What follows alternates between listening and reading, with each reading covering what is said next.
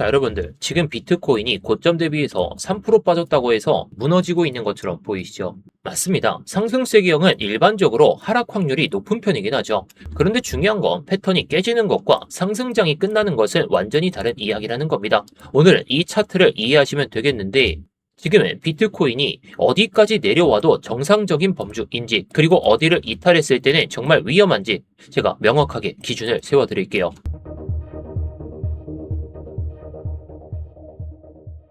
네, 안녕하세요. 10년차 코인 트레이더 임혁입니다. 일단 본격적으로 시작하기 전에 좋아요 한 번씩만 눌러주시면서 시작해 보도록 하겠고요. 뭐 이따가 다 보시고 나서 도움이 안 되셨다면 그때 취소해도 좋으니까 한 번씩 눌러주시면서 시작해 보도록 하겠습니다. 자, 일단 제가 먼저 상승쐐기형 패턴을 가지고 와봤습니다. 사실 많은 분들이 이 상승쐐기라고 하면 무조건 폭락부터 떠올리죠. 자, 이 저점을 리테스트를 하다가 결국에 이탈되는 상황이 발생되면 이렇게 빠지게 되는데, 실제 시장은 그렇게 단순하지는 않습니다. 상승쐐기라는 것은 이렇게 고점도 높아지고 저점도 높아지는데 점점 변동폭이 이렇게 좁아지는 구간이죠.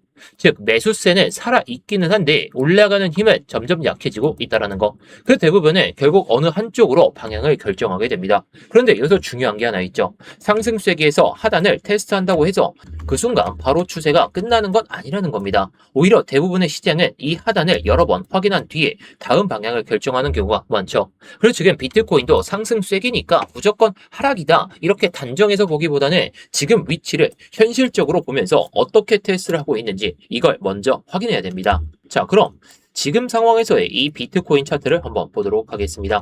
자, 여기 보시면 똑같죠. 지금 상단을 계속해서 높이는 상황에서 이 저점을 높이는 그런 상황에서 전형적인 상승쐐기형 패턴을 보여주면서 올라탔습니다. 자, 근데 해당 고점에서 이 추세를 만들었었는데 이 추세를 돌파를 했던 건 상당히 긍정적인 모멘텀이었죠. 자, 그런데 현재 상황은 내려오면서 테스트를 하고 있는 구간이 상승쐐기형의 하단 라인입니다.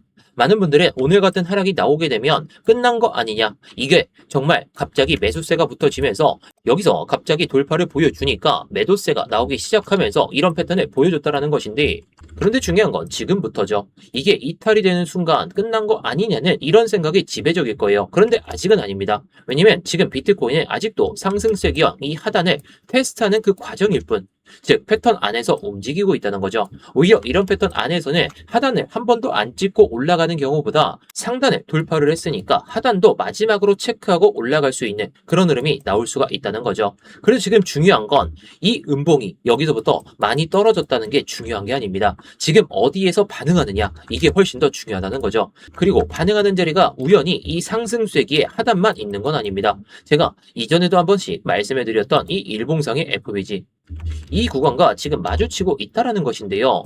자, 이 일봉상의 FBG 같은 경우에는 이날 6월 중순쯤에 만들어졌던 일봉상의 FBG. 자, 어떻게 됐나요? 해당 구간에서 저항을 맞은 채로 물량만 흡수한 채로 내려가기 바빴습니다. 자, 일단 FBG가 뭔지 궁금해하시는 분들을 위해서 말씀해드리면, 가격이 이렇게 급등을 보여주거나 급락이 나왔을 때 개인 투자자들이 매매를 아예 못하는, 매수와 매도조차 아예 못하는 비어있는 구간인데요. 결국 이렇게 비어있는 구간들은 확인하러 올라가거나 올라오면서 이 구간을 확인하고 나서 올리는 그런 상황이 발생되게 되죠. 자, 물론 이번에는 이 일봉상의 FBG가 해당 구간 위로 올라타기 시작하면서 없어진 건 맞습니다. 이미 돌파를 보여줬고 메워졌기 때문이죠. 근데 저는 메워졌다고 지우지 않아요. 그냥 계속해서 기록해두고 이걸 체크합니다. 왜냐면 메워진 자리 자체가 새로운 지지와 저항으로 작용할 수 있는 경우가 많기 때문이죠. 실제로 지금도 보시면 직전 일봉상의 이 FBG, 이 중단부에서 반응을 한번 보여줬다가 다시 밀리고 있는 추세인데요. 자, 이걸 5분봉으로 봐도 그렇죠. 해당 구간에서 한번 밀리고 시작하니까 올라탔는데 해당 구간을 계속해서 저항을 받고 있기 때문에 지금은 부정적인 시나리오는 맞습니다. 자, 그런데 이게 지금 상황에서 부정적이긴 하더라도 지금 봤을 때 이 상승쐐기의 하단 라인과 일봉상의 이 FBG가 마주치는 구간, 같은 가격에 겹치고 있다는 거죠. 이게 상당히 중요합니다. 왜냐면 지지 근거가 하나가 아니라 두 개가 겹치는 자리이기 때문이죠. 그래서 저는 아직까지는 정상적인 눌림으로 보고 있습니다. 물론 여기까지 무너지고 이 일봉상의 FBG가 지금은 사라졌긴 했더라도 결국에 해당 구간이 지지로 바뀌어야 되는데 저항으로 바뀌면서 이렇게 눌린다면 이야기가 조금씩 달라질 수는 있다는 겁니다. 그런데 여기서 반등이 나온다 나온다면 상승세기 역시 그대로 유지는 될 수가 있겠죠. 자, 그런데 조금 전에도 말씀을 드렸듯이 상승세기에 이 고점 라인대를 돌파를 했기 때문에 긍정적인 상황은 맞습니다. 그렇다면 우리가 기준을 가지고 대응을 어떻게 할지가 상당히 중요할 텐데요. 저는 이번에 이 구간을 지금처럼 이렇게 이탈되는 상황을 발생을 시키더라도 곧바로 회복해주는 장세라면 이 구간 위로 올라타면서 올라갈 가능성은 높겠죠. 자, 하지만 우리가 이 시나리오를 가지고 있기에는 지금 장세가 살짝씩 무너지고 있는 그런 장세입니다. 그런데 지금은 해당 구간에서 숏을 못 잡았다면, 그리고 해당 구간에서 저항을 맞을 때 숏을 못 잡았다면 지금 자리에서 추격 숏을 해서 밑에까지 발라먹을 생각보다는 우리가 밑에서 기다릴 자리, 그런 기준들을 미리 딱 기준을 잡고 나서 대응을 할 필요가 있다 보니까 이 대응에 대해서 제가 계속해서 말씀을 드리고 있는 건데요. 자, 그래서 이번에도 마찬가지였습니다. 마찬가지라는 건 제가 기준을 가지고 여러분들께 말씀을 드렸다는 거죠. 제가 오늘 오전에 숏포지션 방망이 짧게 가져가 보자. 제가 괜히 말씀드렸던 게 아닙니다. 제가 언제 말씀드렸냐면 오늘 10시를 기준으로 말씀을 드렸으니까 이 9시 봉이 끝나자마자 이 고점 하락 추세를 마주치는 모습을 보고 저항을 받는 모습을 보고 여기서 짧게 한번 이 구간까지 한번 먹어보자는 식으로 제가 말씀을 드린 거죠. 자, 그러면서 타점까지 이렇게 말씀을 드렸었는데 그 이유를 제가 이렇게 말씀을 드렸습니다. 65.4K 그 이하까지 빠졌을 때는 오히려 롱장세를 볼 수는 있더라도 제가 말씀드린 것처럼 이렇게 올라가더라도 결국에 유동성을 흡수하는 이런 장세가 나올 걸 우리가 대비를 하고 있었다면 결국에 이런 고점 추세를 못 넘었을 때 숏타점을 한번 발라먹을 수가 있었다는 겁니다. 제가 그래서 여러분들에게 말씀을 드리는 게 이런 FBG, 상승세기, 유동성 이런 것들까지 말씀을 드리지만 요즘과 같은 변동성이 심한 장세에서는 실제로 어디서 들어가고 어디서 익절하는지 이게 너무나도 중요합니다. 이런 것들을 제가 실시간으로 같이 체크를 하면서 대응을 말씀을 드리고 있죠. 제가 그냥 대응하는 게 아니라 관점을 어떻게 봐야 되는지, 이때는 왜 방망이를 짧게 잡고 이때는 조금 더 길게 끌고 갈 수 있는지 그런 것들까지 모두 말씀을 드리고 있습니다. 결국 중요한 건 차트를 읽는 이런 눈보다 어느 가격에서 우리의 기준이 들어서고 그 기준에 맞게 어떻게 대응하는지 이게 훨씬 더 중요합니다. 자, 그래서 오늘도 이 구간 안에서 다시 한번 내려왔을 때는 오히려 기회를 잡을 수가 있기 때문에 이 기회가 될 수 있는 이런 롱 장세, 기술적인 반등이 됐든 정말 찐 반등이 됐든지 간에 이런 타점이 나오면 또다시 공유를 드릴 겁니다. 자, 물론 구독자분들이라면 100% 무료로 운영하고 있으니까요. 구독 한번 눌러주시고 좋아요까지 딱 눌러주신 다음에 영상 설명란이나 고정 댓글에 있는 링크 클릭하셔서 입장하시면 되겠는데요. 자, 그럼 이어서 설명드릴 부분이 있는데요. 조금 다르게 보도록 하겠습니다.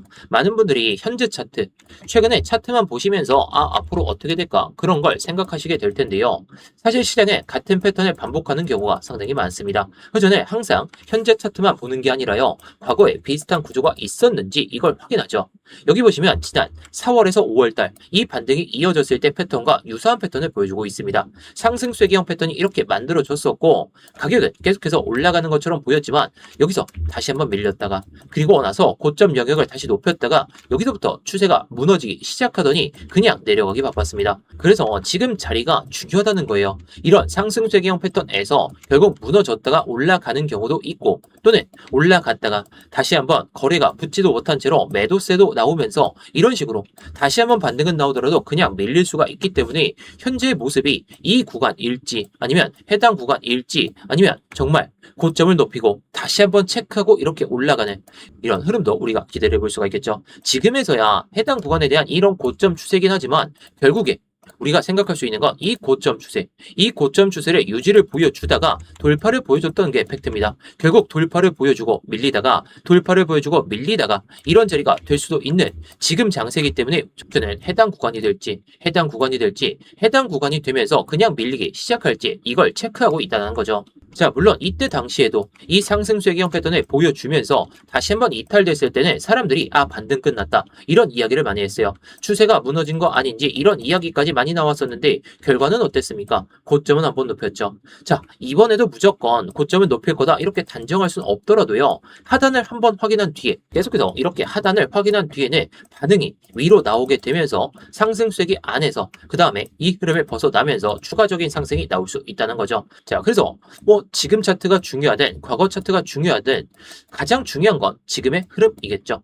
지금의 흐름에서 이 상승 쇠기에 이 하단 라인에서 정말 버텨준다면 우리가 생각할 수 있는 건 추가적인 상승이긴 한데요. 자, 그런데 우리가 확인할 건 일봉, 4시간봉 이것도 중요하지만 이 주봉 상황에서의 이 패턴을 잘 기억하셔야 됩니다.